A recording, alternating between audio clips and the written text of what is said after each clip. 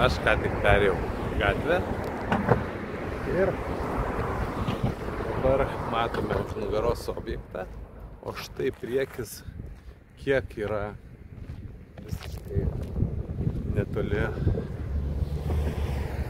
iki jūros ir čia bus įrengta infrastruktūra. Pažiūrėsime, kaip atrodo. Tai žingsniuojam iki jūros ir štai jau matosi jūra.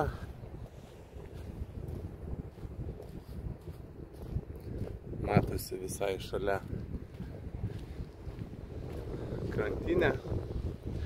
Šiuo metu Kipre taip yra padaryta, vieša erdvė, atvažiuoja žmonės, kas nori pasidaryti pikniką.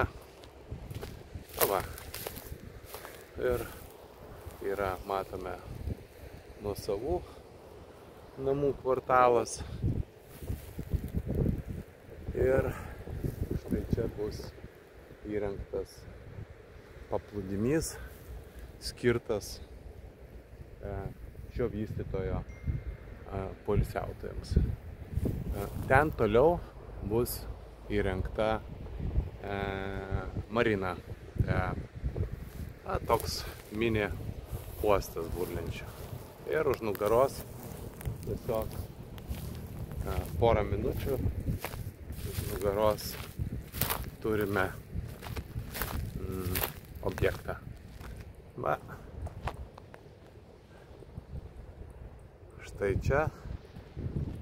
Štai čia. Nuo Pafoso čia bus